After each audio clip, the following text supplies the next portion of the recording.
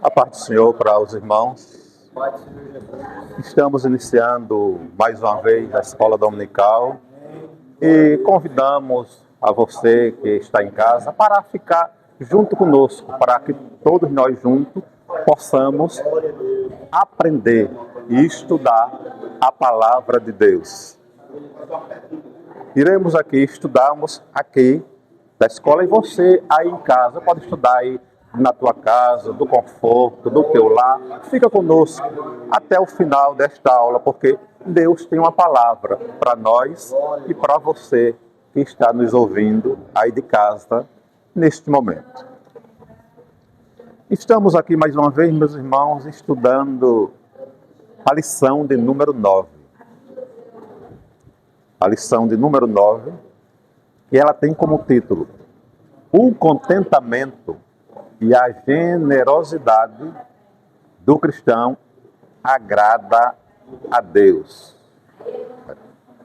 O contentamento e a generosidade do cristão que agrada a Deus. Dois tópicos principais que iremos estudar aqui nesta manhã. O contentamento. O contentamento é aquela pessoa que está sempre contente. Aquela pessoa que está sempre contente com aquilo que Deus tem nos dado. E a generosidade. A generosidade. Aleluia. Então vamos meditarmos aqui nesta manhã um pouco sobre este assunto. O contentamento e a generosidade do cristão que agradam a Deus. O texto áureo diz assim, o que é de bons olhos será abençoado, porque deu do seu pão ao pobre. A verdade aplicada diz, contentamento e a generosidade são características do autêntico discípulo de Cristo, que crê e descansa na provisão, no cuidado do Senhor. Vamos ao top 1. O top 1 diz assim, o contentamento cristão. O contentamento cristão. Que diz assim, o escritor da carta aos Hebreus ressalta o contentamento como um aspecto importante da vida cristã, pois contentar-se é ter satisfação e alegria e júbilo com a vida que temos.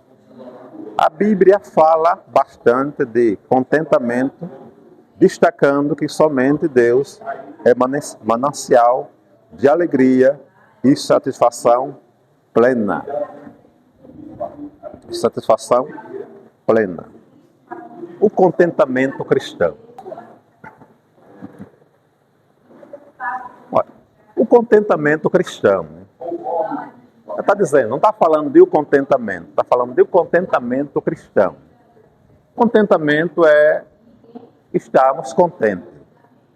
É quando nós estamos contentes. Aí por isso que se fala o contentamento cristão. Porque tem o contentamento cristão, que é nós que somos cristãos, e o contentamento das pessoas que não são cristãos, que ainda não conhecem a Deus. Aí há uma diferença muito grande desse contentamento. Do contentamento nosso cristão, como do contentamento daquela pessoa lá que não conhece a Deus.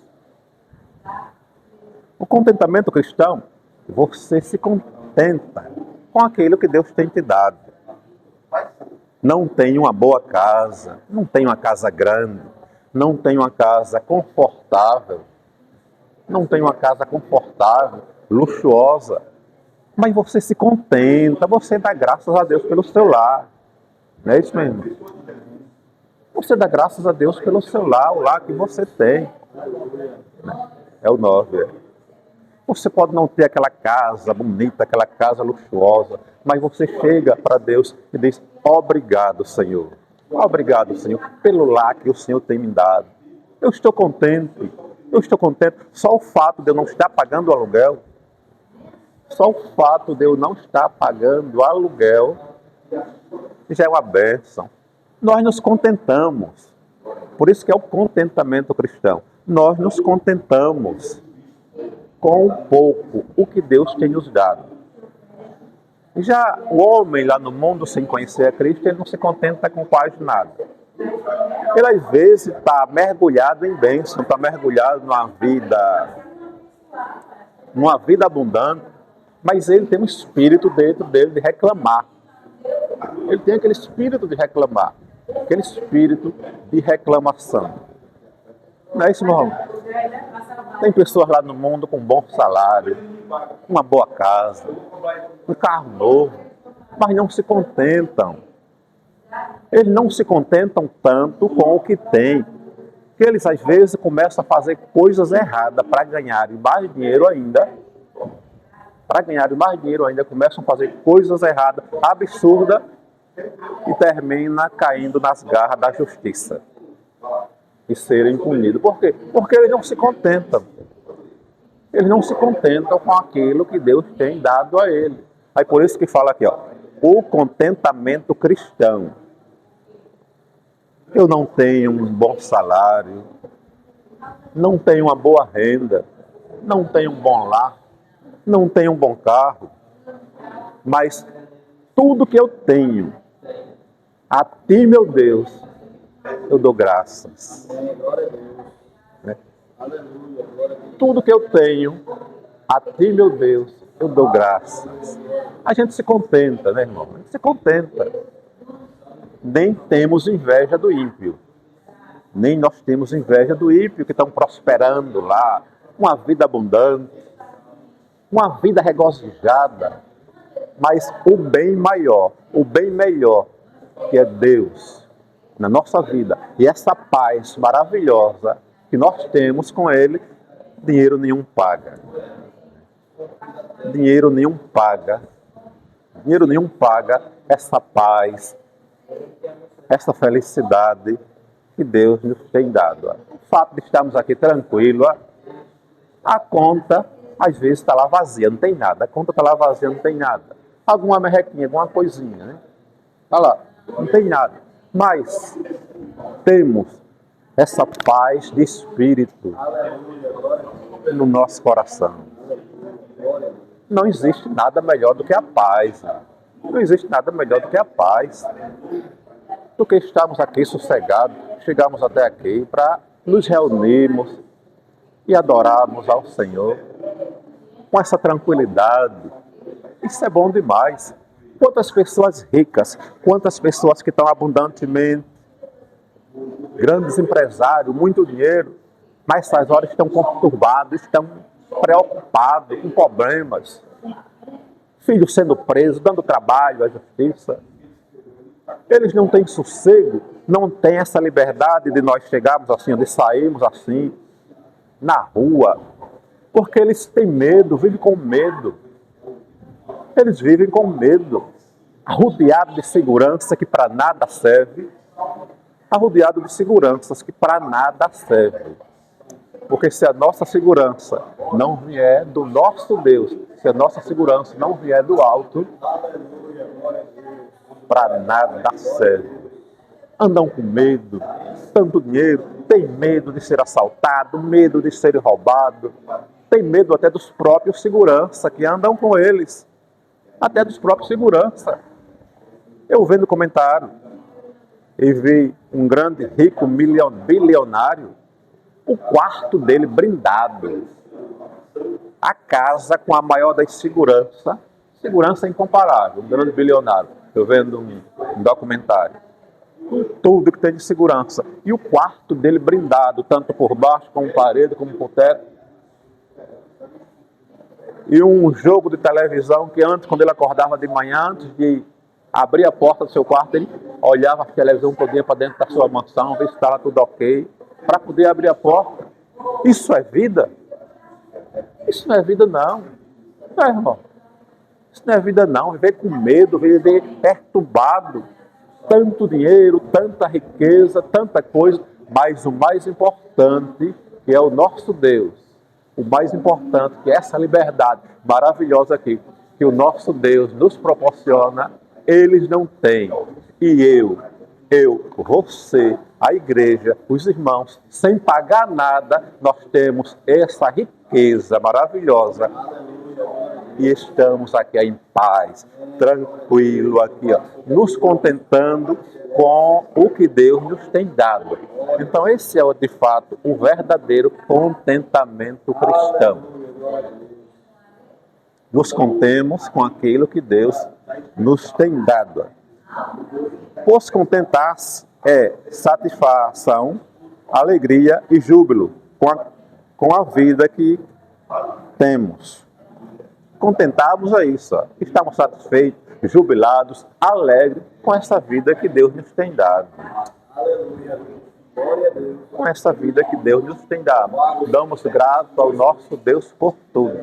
Damos graças a Ele por tudo que temos recebido dele, sem murmurar, sem reclamar e agradecendo a Ele. 1.1. Contribuir com contentamento. Contribuir com contentamento. Ele diz assim, o contentamento é uma característica do cristão que tem o privilégio de ser participante do reino de Deus. Porque o vosso agradou-se do reino. Paulo declarou que aprendeu a sentir-se contente em qualquer lugar e em qualquer situação, inclusive diante da fome. Semear no reino é semear com certeza de dever cumprido. Aí, foi o que o apóstolo Paulo disse.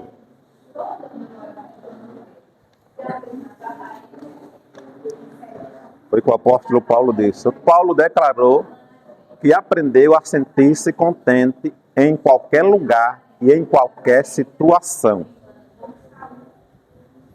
O apóstolo Paulo. Ele declarou se sentir contente, ele aprendeu a se sentir contente em qualquer lugar, em qualquer situação. Se Paulo tivesse um lugar que fosse abraçado pelas pessoas, as pessoas todas abraçassem o apóstolo Paulo, ele se sentia contente. Ele se sentia contente. Se ele chegasse em qualquer lugar que as pessoas o abraçassem, o recebessem bem, Paulo se sentia contente. Mas também se ele chegasse em outro lugar em que as pessoas não recebessem, as pessoas não dessem valor nenhum para ele, diz a Bíblia que ele também se sentia contente. Ele aprendeu a se sentir contente em qualquer lugar e em qualquer situação. Não é? É um pouco difícil, eu sei que não é fácil. Sabemos que não é fácil nós nos sentimos contentes em um lugar que não somos bem recebidos, né? Não é fácil nós nos sentimos contentes em um lugar que não somos bem recebidos. Mas a Bíblia diz que o apóstolo Paulo aprendeu a sentir-se contente em lugares que era bem recebido, como também onde não era. Onde também não era. Ele aprendeu isso aí, a sentir-se contente. Porque ele não se preocupava. O foco principal do apóstolo Paulo aí não era que fosse tão bem recebido, que ele fosse elogiado, parabenizado, tanto pelas pessoas que estavam com ele. É bom, ele queria, mas o foco principal dele era que aonde ele tivesse, aonde ele chegasse, ele fosse recebido e bem visto pelo nosso Deus. Pelo nosso Deus. A preocupação maior dele era essa. Então ele tem passado isso para nós também. Tem passado isso para nós. Se você estiver em um lugar, nós estivermos em qualquer lugar, que temos que estar. Um exemplo mesmo, temos que estar na igreja, temos que estar aqui servindo ao Senhor. Mas se você vê que aparentemente alguém não queira lhe receber bem, alguém não queira lhe dar aquele tratamento merecido, aí nós não vamos nos preocupar não com isso não. Né? Vamos orar pelaquela pessoa e nos preocuparmos que somente o nosso Deus, ele nos recebendo bem já é o suficiente. Então o apóstolo Paulo ele aprendeu a se sentir bem em qualquer lugar. E demais, né? Inclusive diante da fome. Semear no reino é semear com certeza de dever cumprido. Inclusive diante da fome. Ele passou por um momento difícil. O apóstolo Paulo passou por um momento difícil em que teve fome. Faltou naquele momento o alimento. Mas mesmo assim, ele foi contente. Mesmo assim, o apóstolo Paulo ele foi contente, ele se contentou-se. Por quê? Porque ele sabia que se faltasse o alimento dele naquele momento, naquele dia, mas ele confiava que amanhã Deus ia prover, que amanhã Deus ia mandar. Não ia ficar para sempre daquilo ali. Há momento, eu creio que houve momento, alguma vez, que faltou, teve algum dia, alguma oportunidade que faltou. A mulher chegar aqui, a esposa chegar e dizer, olha, acabou, você tem mais nada. Acabou, você não tem mais nada. Não é fácil ouvir isso, que o armário está seco. Não é fácil. Mas não é momento de desespero. Não é momento de desespero, porque você sabe que se faltou hoje, mas não vai faltar para sempre, não vai faltar uma semana, não vai faltar um mês, não vai faltar um ano, Deus vai prover. Eu me lembrei agora de um irmão me contando, eu cortando o cabelo desse irmão lá, ele me contando. Olha quão grande é a provisão de Deus. O quanto a provisão de Deus era grande para conosco. Ele disse, irmão Orlando, que faltou a carne, faltou a mistura.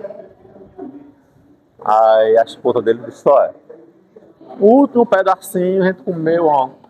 Olhei agora, a geladeira não tem nada. Aí quis ficar desesperada. Ele disse que fez o quê? Calma, mulher, calma. Aí foi lá, abriu a porta do quarto. Abriu a porta do quarto. Foi fazer o quê? Foi orar. Ele disse que dobrou o joelho dele lá no chão, sem desespero nenhum. Ele disse, Senhor, fez até aquela oração até engraçada. Ainda não comi puro esses dias, e comer puro hoje não, Senhor. Ele me contando. Disse que ele levou os olhos, seu pensamento ao trono celestial e orou a Deus. Quando ele pensa que não, ele orando, aí chegou lá nas costas dele, ele orando, a esposa. Pá, pá, pá, pá, pá. A carne já chegou. Ele disse, oxe, não vi chegar ninguém aqui, a porta não bateu, vem ver. Sabe o que aconteceu? Veio um gato. Ninguém sabe de onde, só Deus sabe de onde o gato veio. Um pedaço de carne assim, irmão, lá na boca. Veio correndo, passou bem na cozinha, derrubou, ele me contou. Derrubou um pedaço de carne. O gato pegou em alguma pia por aí que a mulher tinha botado, né, para descongelar. Eu digo, foi mesmo, irmão. Ele disse, foi. O Deus que a gente serve é assim, rapaz. Se ele usou o urubu, o corvo, ele usou o urubu para trazer alimento, trazer o pão lá para Elias, ele usou o corvo, o urubu, para trazer o pão para Elias. E por que não usa um gato? E por que ele não usa o gato? Pois foi isso. Ele usou o gato veio com aquele pedaço de carne, soltou lá, e ele teve aquela provisão de Deus. Teve aquela provisão de Deus. Então é isso. Nós temos que nos contentarmos. Nos contentar, estar contente com o que Deus tem nos dado. Ficamos contentes com o que Deus tem nos dado.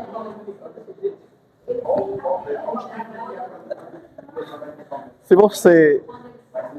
você aqui é escalado para pregar, o pastor lhe dá uma oportunidade para você pregar, você fica contente, satisfeito. Se é escalado para pregar, fica contente, satisfeito. Mas também se você é convidado para trazer uma palavra, fique contente também do mesmo jeito, fica satisfeito. Se for convidado para trazer uma saudação, fica contente também do mesmo jeito, uma saudação. Ou até mesmo se você for convidado para fazer a oração final. Fica contente do mesmo jeito. Não importa. Porque nós fomos chamados aqui, você, fomos chamados aqui, foi para servir e não para ser visto. Nós fomos chamados, foi para servir com contentamento e alegria, e não para ser visto, não para aparecer. Então, temos que nos contentarmos. Se eu tiver oportunidade para pregar, fico contente. Se eu tiver oportunidade para trazer apenas uma palavra, vou ficar contente também. Para trazer uma saudação, vou ficar contente também. Ou se for só para fazer a oração final, vou ficar contente também. Porque nós fomos chamados para o reino de Deus. Aqui foi para servir. Contente também, isso mesmo. Se não tiver oportunidade, fica contente também do mesmo jeito. Porque fomos chamados aqui foi para servir. E não para ser servido.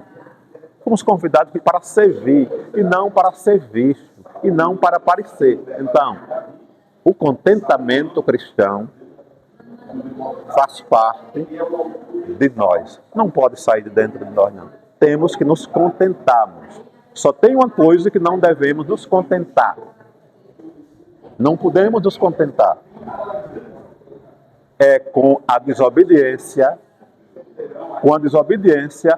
e com o pecado. E com o pecado nós não devemos nos contentar de jeito nenhum. Isso de jeito nenhum. Né? A desobediência e o pecado não tem contentamento de jeito nenhum. Mas com aquilo que Deus nos deu, aquela bênção, que devemos nos contentarmos e agradecer a Ele de todo o nosso coração. 1.2. Contribuir com alegria. Vou dizer uma coisa, né? Depois que nós terminarmos essa revista, o crente que não contribui com alegria está desviado. Está desviado, porque a revista quase toda está batendo na mesma tecla. Vê que quase todos os domingos está aqui, ó. Contribuir com alegria. 1.2. Contribuir com alegria. Olha, contribuir com alegria é voluntariedade, uma demonstração de amor, confiança. Isso agrada a Deus. Contribuir com alegria reflete um coração aberto e sincero, que serve ao Senhor com gratidão pela sua grandeza e pelo benefício de ser ovelha do seu rebanho. O apóstolo Paulo nos exorta a ter alegria por poder contribuir com a obra de Deus. Contribuir com alegria é importante demais. Nós viemos estudando nas lições anteriores, nessa mesma revista, sempre batendo na mesma tecla, contribuir com alegria. Se ao terminarmos aqui essa revista e nós ainda formos contribuir de má vontade, de mau coração, podemos quase dizer que está desviado, porque a revista todinha está falando contribua com alegria, contribua com alegria. Porque a preocupação de Deus, meu irmão, a preocupação de Deus não é que você contribua com quantidade. Não é que você contribua com uma oferta grande.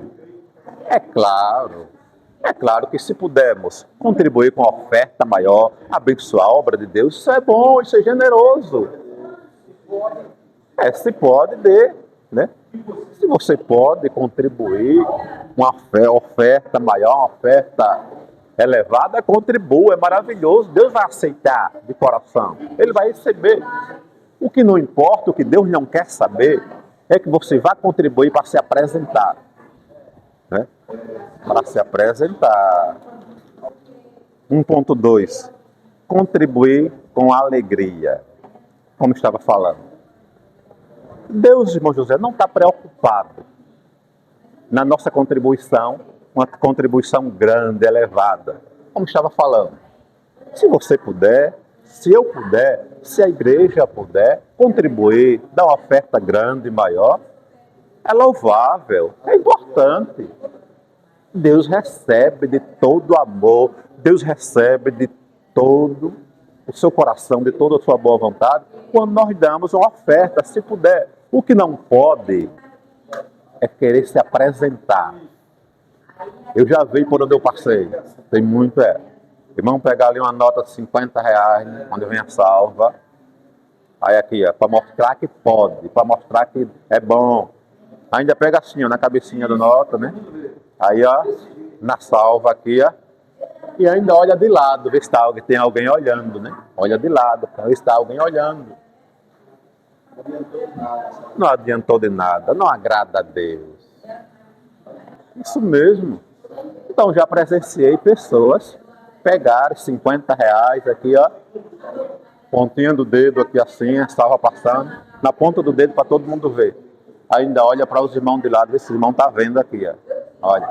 E o coração dizendo, aí como é que se faz aqui, aqui, como é que se faz aqui, Não agradou a Deus. Não agradou a Deus. Deus, ele não está interessado. Não é na quantidade, é na qualidade da sua oferta. É na qualidade da sua oferta, não é na quantidade, não. O apóstolo Paulo deixou bem claro, quando ele diz, cada um, você, cada um contribua com o quê? Com alegria. Essa é a preocupação de Deus. Contribua com alegria. Não é com valor alto, nem com valor baixo também demais. Também, se você puder dar um valor melhor a Deus, puder dar um valor melhor e com mesquinheza der o mais menor que tiver, também Deus não recebe. Deus não recebe. Se eu tenho condição de dar tranquilo 50 reais de oferta, eu tenho condições tranquilas de dar. Eu vou dar R$1. Também Deus não recebe. Ele está vendo que você tem condição de dar. Olha, Deus não quer de menos quando você nega, nem quer de mais quando você quer se apresentar. Né? Nem quer de menos quando negamos, nem de mais quando nós queremos nos apresentar. Ele está preocupado na qualidade, ele está preocupado no seu coração, no seu coração. Dê, mas dê com alegria. Estava lá Jesus, as pessoas lá no tesouro, na arca do tesouro, contribuindo. A arca do tesouro lá era o lugar onde depositava as ofertas, né? Onde depositava as ofertas. Aí as pessoas se reuniam para ofertarem, para contribuir. Diz a Bíblia que Jesus fez isso aqui, Pegou uma cadeira, ficou de frente à arca do tesouro para observar as pessoas ofertar. Aí chegava um, falando na linguagem de hoje, 100 reais, colocava lá. E Jesus olhando, Jesus observando, e chegava outro, 50. Aí alguém dizia, eu vou dar mais. Falando na linguagem de hoje, botar 200. Todo mundo contribuindo. E Cristo Jesus sentado lá no localzinho dele, observando. Os discípulos de lado também. Aí vem uma coitada de uma viuvinha, uma senhorinha. Ninguém sabe a idade dela, com aquela dificuldadezinha. Chegou lá, coloca a mão no bolso, aqueles vestidos da época, aqueles bolsão, ou na sacola mesmo. Encontrou dificuldade de achar alguma coisa, viúva. Encontrou dificuldade. Depois de muito mexer aqui, eu creio que até alguém falou, o que é que essa mulher vem fazer aqui? A arca de tesouro é o lugar de recolher ofertas das pessoas que têm condição. Essa viúva aí, o marido já morreu há tanto tempo, não tem herança nenhuma, vem fazer o que aqui? E Jesus lá olhando, Jesus observando. De repente, no perdido do seu bolso, da sua bolsa, ela encontra uma moedinha de valor insignificante, muito pouco. Podia ter até ser 50 centavos hoje. Até 50 centavos podia ser hoje. Ela chegou lá aqui, ó, se dirigiu-se lá até a arca do tesouro, humildemente, com um coração sincero, dando com amor, era tudo que ela tinha, dando com amor. Eu creio que até alguém que observava, olhando quando ela se dirigia para lá com aquela moedinha, ficaram até... Isso acontece, a gente vê que isso acontece mesmo, cara assim. Aí ela chega lá, coloca aquela moedinha, tem, volta. Quando ela volta, o que acontece? Jesus que estava sentado, Jesus se levanta agora, diz, agora eu vou falar. Chamou os discípulos e disse, vocês sabem quem foi que deu a maior oferta? Aos discípulos, quase respondia como aquelas pessoas responderam para aquela mulher, quando Jesus disse assim, quem me tocou? Quando Jesus disse, quem me tocou? Aí aquelas pessoas, os discípulos disseram, mestre, no meio de tanta gente, uma multidão, não sei quantas mil pessoas, e o Senhor pergunta, quem me tocou? Qual a resposta seria aquela? Aí Jesus disse, sabe quem foi que deu a maior e a melhor oferta? Aos discípulos disseram, eita mestre, tanta gente aqui ofertou, e o Senhor perguntar quem deu a maior oferta e a melhor, sei não. É difícil. Jesus disse aqui, a viúva já estava se cobrindo lá na frente, ó, vira para cá. Está vendo aquela senhorinha lá, aquela viúva? Tô. A oferta maior foi a dela. Eu creio que até alguém disse, não, agora aí não, aí eu não concordo não, porque eu vi tanta gente botar de 100, de 200, de 300, até demais, e agora o mestre chega a uma pobre viúva que bota uma oferta, uma moeda insignificante, e o Senhor dizer que foi a maior, foi a melhor. Aí Jesus chama os discípulos e diz, olha, o seguinte é esse, eu não olho a quantidade, eu não olho o tamanho da oferta, eu observo, eu quero, é a intenção do coração. Ela deu com amor, e deu mais com amor do que todos os outros, porque ela só tinha aquela, ela só tinha uma. Os outros deram, do que lhe sobrava muito. E aquela mulher, ela deu do coração, ela deu tudo que tinha, ela não pensou duas vezes, eu poderia comprar pão, 2, 3 pães. Não, ela sabia que dando aquela oferta de coração, mesmo que se ficasse sem nada, mas Deus era poderoso, generoso e amoroso para suprir a necessidade dela. Aquela viúva, ela tinha certeza de que não ia passar fome, mesmo com aquela moeda, só ela não ia passar fome, porque Deus ia prover. Então, quando nós damos com o coração, sem aquela mesquinheza, sem aquela pena, sem querer saber o que vai acontecer com a sua oferta, não queira nem saber. A nossa obrigação é de abençoar a obra, é de ofertar a obra, e o resto fica com Deus. O resto fica com Deus. Portanto, que dê de coração, e Deus fará a parte dele. 1.3. 1.3. O materialismo desagrada a Deus. O materialismo desagrada a Deus. Olha, ofertar é um ato de adoração ao Senhor. O materialismo, por sua vez, gera indiferença com os necessitados e desagrada a Deus.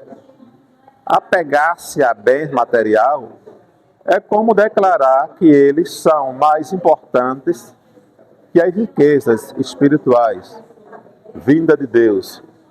Em Timóteo 9, 6 e 9, o apóstolo Paulo diz que aquele que querem ficar rico cai em pecado e ficam presos à armadilha, e o que faz afundar na desgraça e na destruição.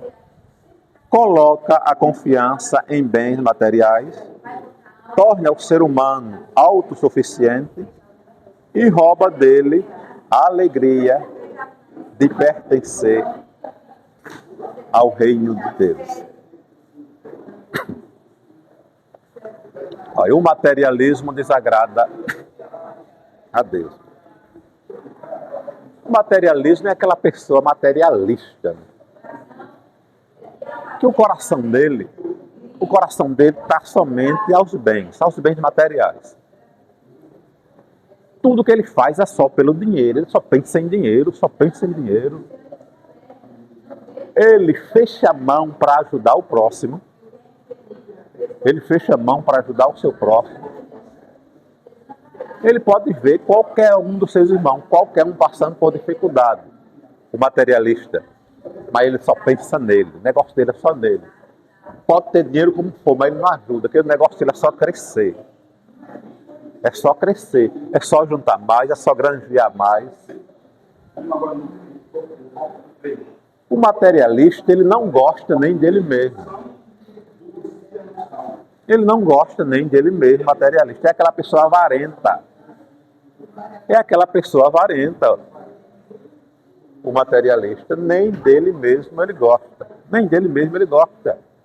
Eu conheço várias pessoas, conheço muitos. Um monte também deve conhecer alguém também. Que ele é assim, materialista, ele é ruim até para ele mesmo. O prazer dele é ver a conta crescer. O prazer dele é pegar o celular todos os dias, vai ver a conta crescer. É ver a conta crescer. O materialista, irmão José, é aquela pessoa que só pensa em dinheiro. Ele só pensa em dinheiro. Tudo que ele vai fazer é pensando no dinheiro. E em ter vantagem. É claro que nós trabalhamos pensando no dinheiro, porque o dinheiro é que vai suprir as nossas necessidades. É isso, né? Trabalhamos pensando nele, que ele vai suprir as nossas necessidades. Mas o materialista, ele é diferente. Ele só enxerga aqui, ó, dinheiro. O materialista só enxerga aqui, ó, dinheiro. Dinheiro. Ele só pensa em ganhar. Ele tem um objeto, seja lá o que for, um carro, uma moto, uma TV, um som. Aí ele pensa em trocar. Vê o irmão com outro carro melhor, ele pensa em trocar. O materialista, ele não se preocupa em lhe ajudar. Ele engana, ele ultrapassa. Ele pega uma coisa, o objeto dele é bem inferior, está com defeito. Ele engana, ele chega para aquele outro lado, isso aqui tá bom. Ó. O materialista, ele não gosta nem dele mesmo. Ele vai fazer compra, só compra tudo de terceiro. Não é? Ele só compra tudo de terceiro, conheço vários desses lá. Aí chega lá, ele vai comprar aquele arroz, compra aquele barco todo quebrado, mais barato, que é para render o dinheiro para ele guardar. O materialista, ele não sabe chegar, comprar uma carne boa. Ele quer comer bife do olhão direto, salame. O negócio dele é guardar dinheiro. É guardar. Ele não pensa no próximo. Ele pode ver o próximo dele lá morrendo como for. Se chegar e pedir ajuda a ele, ele diz que não pode. Ele mente, diz que não pode. Oh. Ele disse que não pode. Quando o irmão sai, sabe o que é que ele diz? Botei minha mola para ter o que eu tenho hoje. Ele que bota a sua. Ele que bota a mola dele sua. A Bíblia condena um materialismo desagrada a Deus por causa dessas atitudes. E esse aí é que não contribui mesmo com a obra de Deus. Esse é que não contribui com a obra de Deus. Como diz a Bíblia, ele não ama nem o seu irmão que o vê todos os dias, vê a necessidade dele, sente a necessidade dele, ele não ama, quanto mais a Deus. Aí com a obra de Deus é que ele não contribui mesmo, fica procurando defeitos, procurando os lados obscuros para justificar a sua avareza, o seu amor ao dinheiro, fica procurando defeito em A, defeito em B, eu vou contribuir porque aconteceu isso, aquilo, tal. Ele fica procurando esses contextos para não contribuir. Aí muitas das vezes o que é que acontece, como eu já presenciei algum, é avarento, é materialista, é duro, não contribui com a obra de Deus, não ajuda o seu familiar, vê o seu irmão necessitado, ele não ajuda, o negócio é guardar dinheiro. Aí sabe o que é que muitas vezes acontece? O tempo vai passando, ele juntando, ele guardando, aí bate na porta dele a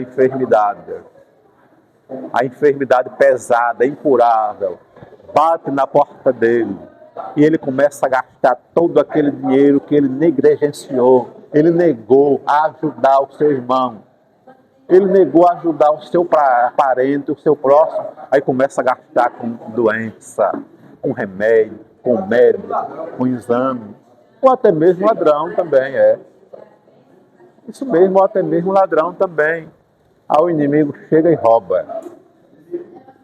O inimigo chega e rouba. Apegar-se a bens materiais é como declarar que eles são mais importantes que as riquezas espirituais, vinda de Deus. Apegar-se a bens materiais é mesmo que declarar que eles são mais importantes do que as riquezas vindas de Deus. As pessoas que se apegam a bens material, eles não dão valor não às coisas de Deus não. Ele não dá valor de jeito nenhum. O olhar dele, o coração dele, é somente ali naqueles bens. Falei o que fazer, como disse Jesus, aonde tiver o seu tesouro. Aconteceu aquele mesmo negócio lá, faça memória. Foi? Tá. Aonde tiver o seu coração, o seu tesouro, ali estará o seu coração, né?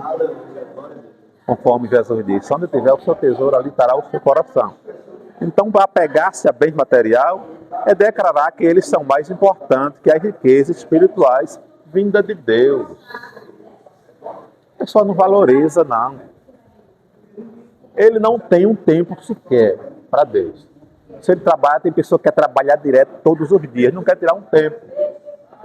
Não quer tirar um tempo. De jeito nenhum para Deus. Ah, irmão Maurício aí, tem a loja dele lá. Durante a semana toda está aberto até o sábado. Mas hoje ele está fechando. Ele entende que o Deus que supre ele, tem sustentado ele todos os dias, merece um dia explosivo para ele parar. Ele está aqui na escola dominical, agora de manhã, às vezes na evangelização à tarde, à noite. Ele tirou um dia, passou os 6 dias trabalhando para ele, Deus o abençoando, não tem deixado faltar nada. Então ele está dizendo, a presença dele, a presença do irmão Orlando, do irmão José, a minha e a presença da igreja, nós aqui esta manhã estamos dizendo para Deus, obrigado, Senhor. Obrigado, Senhor. Estou tirando esse dia, estou sacrificando esta manhã para aqui estar na escola dominical, Eu poderia estar numa praia, hoje não dá desse jeito, poderia estar numa praia se fosse um dia ensolarado, visitando um parente, mas eu vim aqui para te adorar. Isso não quer dizer que você não pode tirar um dia para ir a uma praia, se está com vontade. Isso não quer dizer que você não pode tirar um dia de domingo para ir visitar um parente, a um passeio, um shopping. Não quer dizer. Você pode sim tirar. Mas a prioridade sempre é aqui na casa de Deus. Não vou todo domingo a uma praia. Não vou todo domingo ao shopping. Não vou todo domingo visitar um parente. Não. Vou de vez em quando. Mas a prioridade maior é aqui na casa de Deus. É sabermos dividir o tempo. É sabermos dividir um tempo. A Bíblia diz que tem tempo para tudo. É você sentar, ver o que tem que fazer, o que vai fazer, e vou dividir, vou organizar o meu tempo. Há pessoas que eu já vi pessoas irem para shopping domingo à noite. Irmãos, ir para o shopping domingo à noite, não tem problema. Mas vê se dá para ir no sábado. Não, irmão José? Vê se dá para ir no sábado. Se você puder o sábado à noite, que nós não temos culto, vá. Você vai gerenciar o seu tempo. Você vai gerenciar o seu tempo. Estou precisando ir no shopping esse final de semana. Tem um negócio para comprar, mas só posso ir final de semana. Tenho sábado e domingo. Vou no sábado. Porque o domingo eu vou adorar a Deus. Eu vou adorar a Deus. Agora, se você não puder ir no sábado, também está trabalhando, ou tem outros afazeres importantes, e naquele domingo você tem que ir lá comprar aquilo que você está precisando, vá, não tem problema. Vá, não tem problema. São ocasiões específicas. Mas se puder fazer diferente para no domingo estar aqui adorando ao Senhor, faça. Faça e dê prioridade. O 2. A generosidade cristã. Generosidade é uma virtude de quem compartilha por bondade. Ser generoso é ajudar quem precisa, acalentar corações que sofrem por falta de recursos materiais. Isso certamente deve ser feito de maneira desinteressada e sem esperar nada em troca, como era a prática da igreja primitiva. Vendiam suas propriedades, fazendas, e repartiam com todos, segundo cada um havia de mister. A generosidade cristã. Generosidade cristã. Generosidade é uma virtude. É uma virtude que nós temos dentro de nós de ajudar o próximo. De ajudar o próximo. Generosidade é a virtude que nós temos dentro de nós de ajudar o próximo sem querer nada de volta. Sem querer nada em troca. Porque a pessoa, quando se aproxima de querer ajudar o outro, ele já está pensando já no favor. Pensando no favor. Tem pessoa que começa a chegar junto de você, lhe faz um favorzinho, irmão José, tal, tá ali fazendo um favorzinho dele, mas já pensando em pedir a caminhonete dele para pegar um frete, sem pagar nada, de pegar um negócio lá.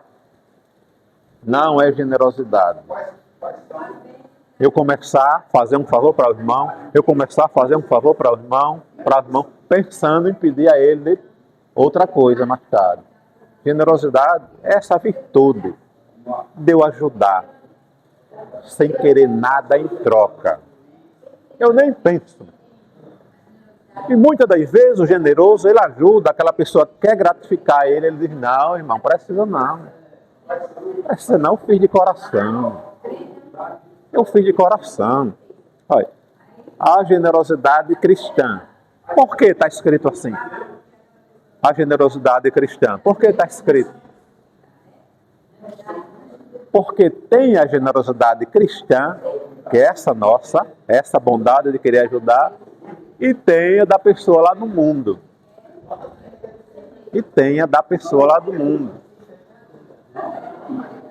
A gente vê até pessoas ricas, famosas, faz uma doação, né?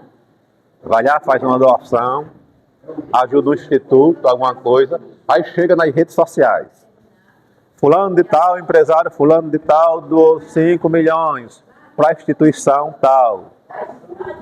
Essa é a generosidade do mundo. A do cristão é diferente. A generosidade do cristão é diferente da do mundo. O mundo faz e mostra. Jesus ensina diferente. Jesus disse, quando você ajudar o teu irmão, quando você ajudar o teu irmão, ajude ele com a mão direita, que a tua mão esquerda não veja. Ajuda o teu irmão com a mão direita, que a mão esquerda não veja. Simbolicamente falando, não é as mãos não. A mão esquerda que Jesus fala é o teu próximo. Se o irmão Maurício me ajudar, ele chega a me ajudar, somente eu e ele vão saber. É assim que Deus quer. Essa é a verdadeira generosidade cristã. Ele me ajudou, ele não vai chegar e dizer para o irmão Orlando que me ajudou. Ele não vai chegar e dizer para o irmão José que me ajudou. Ele não vai chegar e dizer para ninguém que me ajudou. Porque ele deu com a direita e não deixou que a esquerda visse. O mundo é diferente. O mundo, além de dizer, muitas vezes passa na cara. Não é? Por qualquer besteirinha, ajudei tanto aquele fulano de tal, estava lascado. Estava lá lascado, cheguei lá, dei isso a ele aqui, fiz não sei o que com ele, fez isso aqui tal, pá. E o pago agora é esse. Às vezes por uma besteira. Está dando com a direita e deixando que a esquerda veja. É diferente, né? O mundo, quando usa de generosidade, e é difícil, mas quando o mundo usa dessa generosidade, ainda faz tocar trombeta, ainda sai dizendo, coloca em redes sociais, a gente vê fulano de tal, ajudou, deu outra, sai fazendo e mostrando. Na realidade, não tem recompensa diante de Deus. Muitas das vezes já faz com o objetivo de aparecer, de mostrar que é bom, né? De mostrar que é o melhor. E às vezes interessado já em outros benefícios. Há internautas por aí que a gente vê direto, aí pega um carro, doa um carro, viu um coitado com um carrinho velho na rua, aí ele foi lá, aí aparece lá, pergunta a vida daquela pessoa, bora na loja, a gente vê isso nas redes sociais, né? Bora na loja. Aí vai lá na loja, tira um carro novo, tudo gravado, mostrando. Pega um carro novo, aí chega lá, dá, mostra aquilo ali. Interesse, porque... E tudo programado também, tudo programado, e interesse. Por isso, essa generosidade cristã que temos no nosso coração, que aprendemos de Deus, é essa aí. Sermos generosos, abençoando ao próximo, ajudando ao próximo, sem deixar que a esquerda veja, sem deixar que as pessoas vejam o que nós fazemos. 2.1. A generosidade do cristão. Somos filhos de um pai generoso, por isso devemos ser generosos. Isso significa que nossos dízimos e ofertas devem ser espontâneos, entregues por vontade própria, como um sinal de amar a Deus com tudo que temos. O cristão generoso se empenha em ser ajudador nas causas do reino em todo o tempo.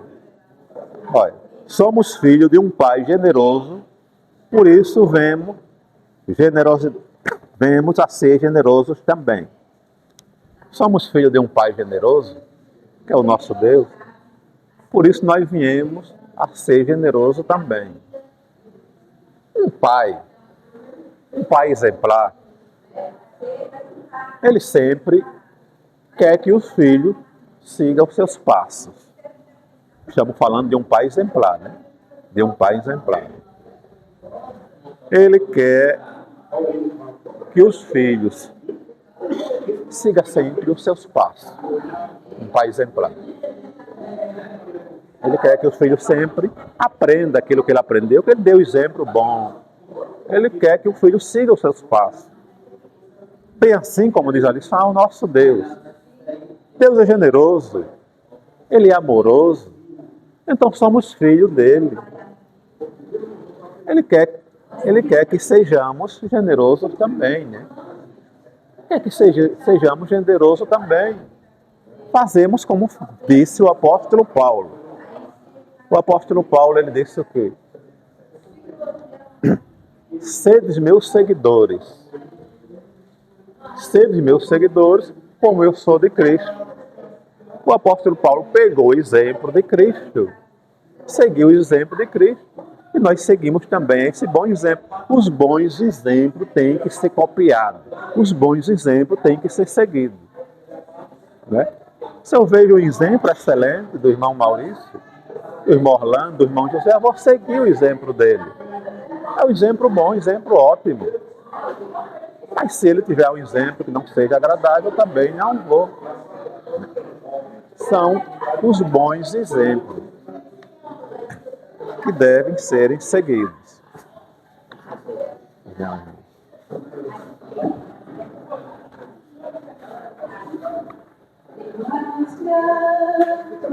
Por isso que estamos encerrando mais uma vez aqui esta escola dominical. E no próximo domingo estaremos aqui juntos para adorarmos ao Senhor Jesus. Está convidado para o próximo domingo.